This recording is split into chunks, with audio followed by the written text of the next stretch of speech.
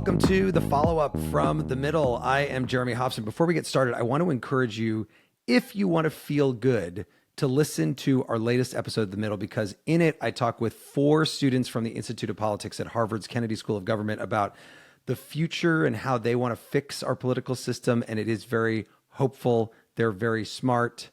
And speaking of smart, we now have the OG follow-up guest back with us today, Mike Pesca, to talk about so many things that have happened since he was last on. The Iran war, big shocks to the economy. And now, thanks to the First Lady, Melania Trump, the Epstein files are back in the news. So let's bring in Mike Pesca, who now, in addition to hosting The Gist, also hosts How To, the podcast.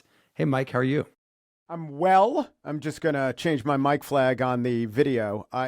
Do you have a one big idea to reform the government? I got one big, I don't know if it's an action item. It could be, but I know the area that I'd focus on. Yeah. Which is? Well, what's yours? To reform the government. I mean, I think, if we were all operating in good faith, that would be a nice start. Uh-huh. So sodium pentothal? What's the intervention? Make everybody tell the truth. Yeah, exactly. Uh-huh. What about you? Maybe not.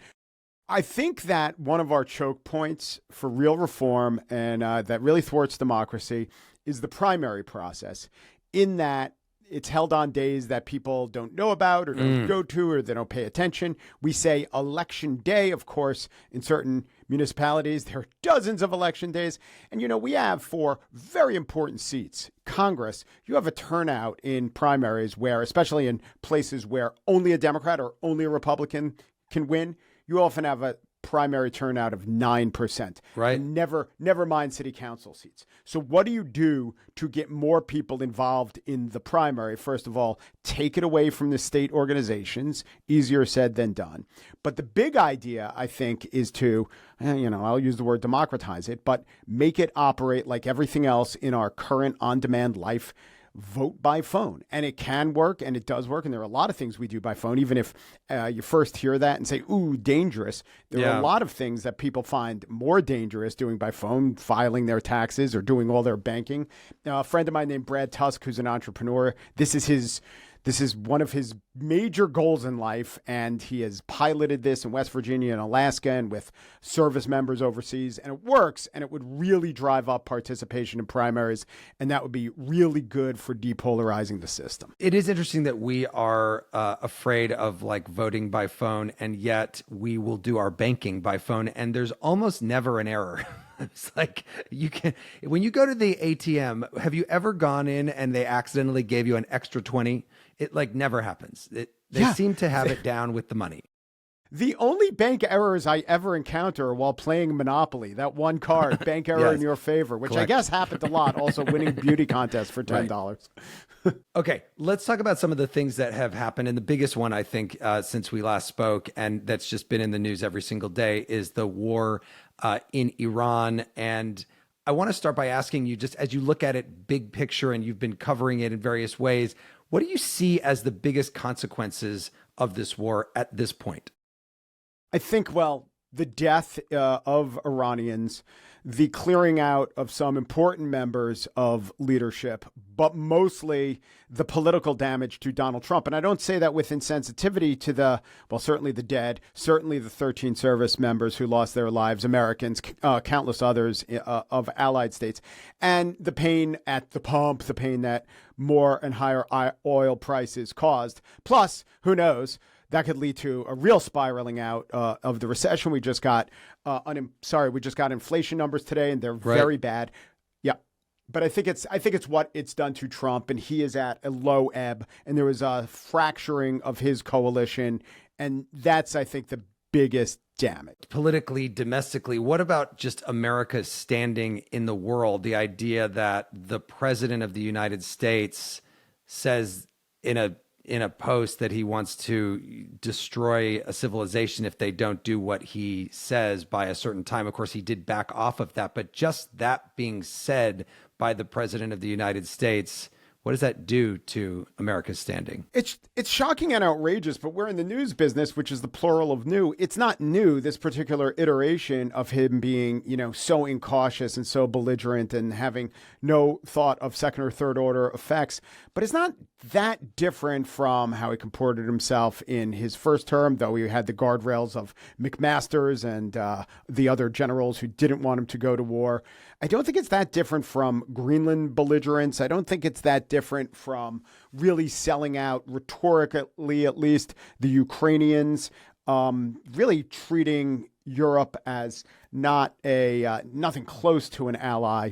So it's just example number 10, 11, 12. And I think you'd have to be a pretty bad head of state or diplomat if you were a European to need that to convince you that you need an entirely different course of action. That's why the Canadians and the Europeans are really realizing they have to set up a security structure that can operate independent of the United States, because Trump wasn't an anomaly. He came back, and Trumpism, Right. or whatever J.D. Vance represents, that's going to keep going on. It is interesting, though, how quiet in general the allies have been if they're so upset about this. I think back to the Iraq War and a very vociferous Jacques Chirac in France. That was why the United States started calling French fries freedom fries, because people did speak out and say they were not in favor of what the United States was doing. But in this case, yes, they are making moves and saying you can't, land your planes here. We're not going to help you with this. But there's no foreign leader ally of the United States who's out there angrily attacking Donald Trump and saying this is not okay. Yeah, well, Chirac was a bit of a wild man, and France did have a lot of business dealings with Saddam Hussein, including trying to sell him his reactor. And I would say that the difference between the Iraq War is, while even though everything I said, Saddam was not in the good graces of the Europeans, because he didn't actually have WMD, it was many miles away, and they didn't see how this might affect them except on the downside. Whereas the basic truths of the situation in Iran, they have and are pursuing WMD. And every leader, I think this is true. I know it's NATO's position. And as Trump will tell you, the last 5 presidents of the United States have had a policy to deny Iran the WMD. And everyone knows what would happen if they actually got a viable nuclear weapon. It would be horrible for the interests of all of Europe. So while they disagree with everything related to Trump's methods and ways of conducting the war, and the fact that he did conduct the war now, if he were somehow surprisingly successful and it was just like he thought, this knockout blow and the regime would crumble, they'd like that. It'd be in their interest. Right. So it's a little bit of a different calculation. The same thing I want to say about the Straits of Hormuz. Like right now, the Europeans, every democratically elected leader would be crazy not to blame Trump, because otherwise it blows back on you. And right now, if you look at Ireland, there are these huge protests against gas prices.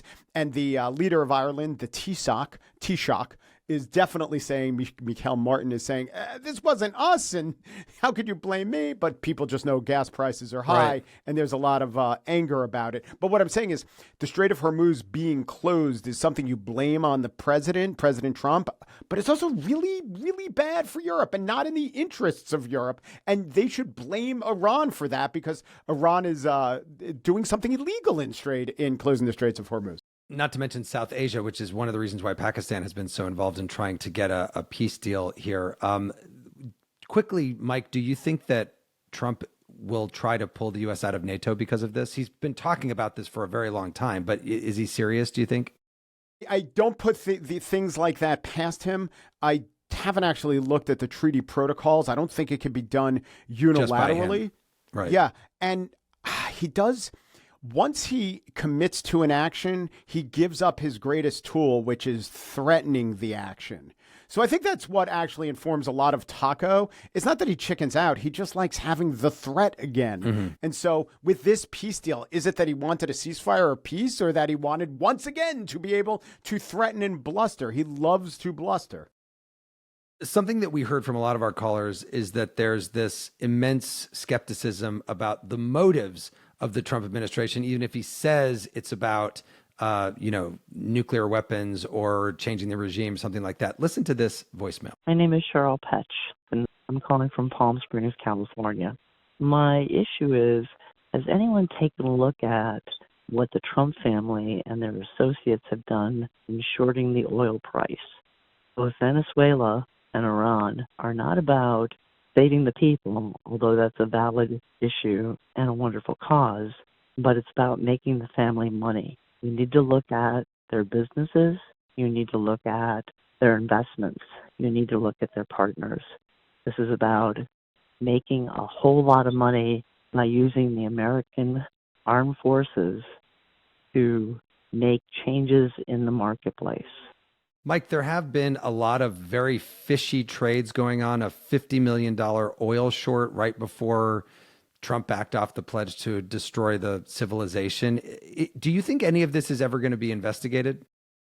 No. Well, if the Democrats take control of Congress, they'll try some investigations, but there will never be accountability. Also today it was announced or was reported that the White House put out an internal statement, internal guidance for people working in the White House. You are not to play Polymarket or Kalshi based on U.S. policy. It's good that they had to do that. Actually, the statement was pretty narrow. It says, during the course of this conflict. And of course, Jared Kushner and his family wealth fund got a huge $2 billion investment from the Saudis in 2021. So that's more maybe, if you want to be generous, a revolving door. The Saudis are on the opposite side of the Iranians on this issue, and so many. I don't think it's what he did was motivated by corruption and venality primarily, but that is always a motivation. And quite sadly, I would say, well, if he wants to, or if people around him want to make money or engage in a kleptocracy, they're already doing it. There are better ways to do it, and really easier ways to do it with their crypto investments and the ability just to essentially give Donald Trump however much money you want to give him via a crypto investment. Why do you think? I also don't think we have to look at like somewhat conspiratorial, though it's, actually it literally would be a conspiracy, though it would maybe be a conspiracy in a plain sight for the motivations of this. He's always talked about wanting to do this, and he's always talked about being aligned with the idea of, doing something tough and taking these Iranians who plotted to kill him off the chessboard. So I think that's enough. I wouldn't put any amount of corruption past him, however. Why do you think, though, that there aren't more Republicans who spent so long talking about Hunter Biden making money in Ukraine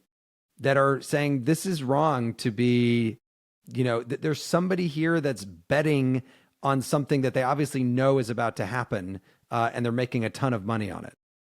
Right. So the motivation for Republicans or Democrats is not to forestall their own or get in front of their own hypocrisy on any issue. It's how much hay can you make blaming the other party? And, Donald Trump is so powerful that crossing him in any way, even when the facts are 100% by your side, turns you into an apostate, right? Thomas Massey or many other Marjorie former Taylor Greene. Republicans. Yeah. Right. She could also attest to that. I think with Marjorie Taylor Greene, more on Epstein stuff, with maybe we'll get to. Yes. The reason is that the politics are a little muddy. Even if Republicans have campaigned on no wars, this is the thing that Trump's doing now. And they have many points that they have many ways that they could say we need to stop this war and get out of this war, other than because some people are profiting from it. Also, I'll say that it is true that there are a lot of people in the conservative universe, prominent talk show hosts, who haven't been shy at all about blasting the war, right? Tucker Carlson comes to mind. Megyn Kelly also comes to mind.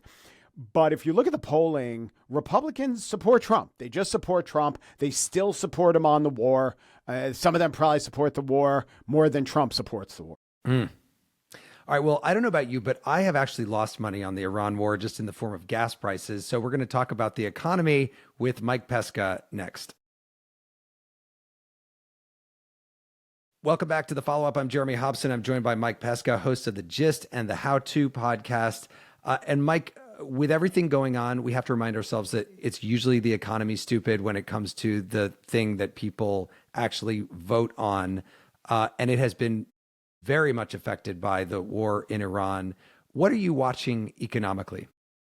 I'm watching the ripple effects from 2 or 3 months out. Now that the oil tankers, the first batch of oil tankers got out. The second ones were clogged up. There was enough oil for a month, although the forward-looking markets, priced in the idea that they wouldn't. Will there be ripple effects? Might there be recession? And on Marketplace, I heard Al Arian, the economist, Muhammad talking about right. this. Yeah, and everyone. The old line is that the economists have predicted 20 of the last 12 recessions, and so it is true they are kind of a dour crowd. But it could be possible. Oil's unbelievably important. Energy's unbelievably important. 20% of it is now bottled up in the Gulf. Probably won't stay that way just because the Gulf will open up and these countries won't allow themselves to be made vulnerable like this. I think that the Omanis and others are going to build pipelines and alternative ways to get their oil out of the Gulf. But yeah, this is how in our highly, not just interconnected, but next day delivery and things work smoothly when the supply chain is extremely taut and there's not a lot of slack in it. When you bottle up anything, you see this ripple out. It takes a little time. And then we see it in economic consequences sometimes that are pretty bad. I don't think, what do I know? I don't think there's going to be a recession. I don't think most economists are predicting that there is, but this doesn't lower the chances of it. Well, and it's not just the gas prices, too. The other thing that went up during this whole Iran conflict was mortgage rates, which had been coming down a little bit. They were down around 6%, even lower than 6% on average for a 30-year fixed mortgage. Now they've gone back up again. That's a huge problem for the economy if we're going to get the housing market going again.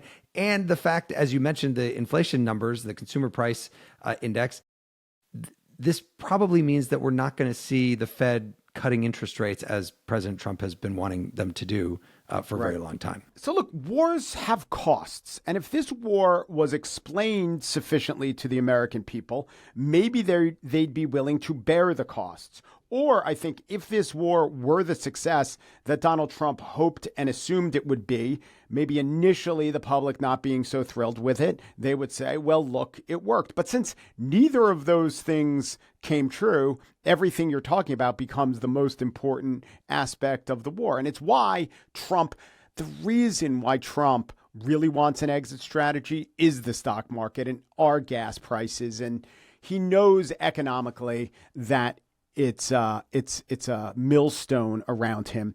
And, I do want to say that if this were really either a successful mission or if America, I think, properly understood the real danger of Iran getting an advanced nuclear system, maybe there'd be more support for it. But then again, if you support the war, you support the war runners, and that's Pete Hegseth, and that's Donald Trump, and not just only how they comport themselves and what they say and the war crimes they pre-admit to in press conferences. But I think it's totally justifiable not to have extreme faith that this very hard to achieve mission, that these are the right people to achieve it. But they are who we got. We've also been told for so long that Iran was very close to a nuclear weapon, and yet they haven't seemed to be. Then we were told last year that their nuclear program had basically been destroyed in those bombings that Trump did. Not to mention, again, going back to the Iraq war, that everyone was told that Saddam Hussein had weapons of mass destruction, and then it turned out that he didn't. Right. But Iran does have weapons of mass destruction, or they are on a track to get weapons of mass destruction. They not just admit it, but it's part of their national creed. The bombings of June of the Fordo facilities and a few others worked. I mean, they worked to the extent that they set the program back, and we could debate, but I've read very good assessment that say something like a couple of years. And setting a program back a couple of years, if you don't like it, you could call it kicking the can down the road. If you do like it, you could call it the best we could do to manage threats under these circumstances without sending in 10,000 troops. So I think the Fordo bombings and the other mountains did work to the best that the war planners could have hoped. And then, of course, Donald Trump rhetorically says they were obliterated, which literally has a dictionary definition. And this is not true that they were obliterated, because they are being reconstituted. And there are these missile cities underground in Iran. And there is Pickaxe Mountain. So because he used the word obliterated, you could say he's a liar. And you could recast what happened as not working, since they didn't work to the extent Donald Trump did. And It is true. I don't think that most Americans have an accurate perception of the threat that Iran poses with a nuclear weapon. But I would just say, look at it this way. Look at how much they've hurt the world with their hostage taking in the Strait of Hormuz. And think, A, that shows they'll do it. And B, it tells them this is a great strategy for you. And think about how much more potent their hostage taking, I don't mean literally, but probably some of that too, will be with a nuclear weapon. They'll be unpersuadable. They won't be able to push back with that nuclear weapon and being able to threaten a nuclear weapon. I think all the other presidents agree with me, right? Almost every member of even the Democratic Party will say something like, I don't think it should happen. I think we should do everything it takes to prevent it. Then they'll say, I think JCPOA or the treaties were working and we could debate that. But it's very important they don't have a weapon. And that's different from Iraq, right? Which never did. Well, it brings up North Korea too, which does have nuclear weapons, and you see how that's going. It pops up every now and again. And they're showing more weapons, especially now, right? In both. All right, one more thing before we go. Melania Trump, the first lady, came out and changed the subject back to the Epstein files, said she did not have a relationship with him or Ghislaine Maxwell, and that when she said "Dear G" and "Love Melania" in her email to Maxwell, that was just something people said to each other in Palm Beach and New York back then. What do you think is going on here? I think I don't follow the Epstein files as much as a lot of other people do. I don't think that they're the explanation for everything that's going on. I guess there's sort of a conspiratorial interest, fun, and there's of course a lot of horrible things associated with them. My read would be that Melania wanted to say this because she wanted to say this, and no one could stop her. And this wasn't a grand subject changing strategy because the Gulf is still the Gulf and Iran is still the Iran. And after this one-day story passes, how will that change anything? You don't think Trump wrote that speech that Melania gave? I don't know. Did it have a lot of, was there a weave involved? Did it have a lot of diversions into talking about a big, strong guy who came up to me crying? So that would be so funny if Melania said that. And she came up to me crying saying, Mr. President. That would be funny. I don't know if I'm doing a Melania impersonation. Almost certainly not. We actually did a show recently about the Epstein files and whether people cared about them as voters, whether they would vote on this issue. Many people said, yes, they would. Listen to this caller. Hi, this is Jennifer in Cincinnati, and I say absolutely the Epstein files should be totally released and predators should be held accountable. They should go to jail. And young women, girls should be protected from sexual abusers and groomers and predators. Mike, there has basically been no accountability in the United States in the way that there has been in other countries. And by the way, since you and I last spoke, Pam Bondi has been fired as the Attorney General in part because of her handling of the Epstein files in the view of Donald Trump. It doesn't seem like this story is going anywhere. Even if it goes off the front pages for a little bit, it still comes back until there's accountability. Yeah, I know that voters, what the caller said, I know that voters definitely think this, and I can't tell them not to. I just, as my role as whatever I am, a contrarian or someone to give you something to think about, to release the full Epstein files would be breaking with the traditions and norms of what we usually do with closed investigations and anonymous, not only victims, but people who give testimony. To make the exception in this case, because it got a lot of attention, I'm just saying it would have, there are consequences to that. And I don't know that it's 100% well thought out. The part about girls being protected, yes, of course they should be protected. To what extent is the full release of the Epstein files getting towards that?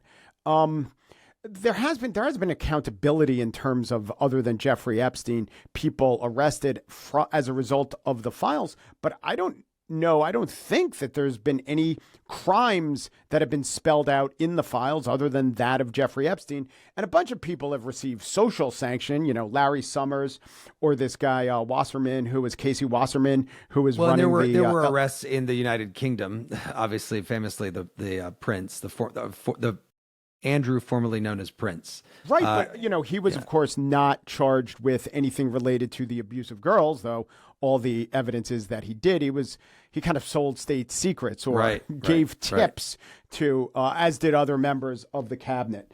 So I understand that it does represent a rot, and it also is a specific set of horrors. And then there is the element of mystery. And then there is the Rorschach test of it either tells you everything you need to know about how nefarious Donald Trump is, or how nefarious Hillary Clinton is, or how nefarious is, take your pick, the power structure of the 1990s.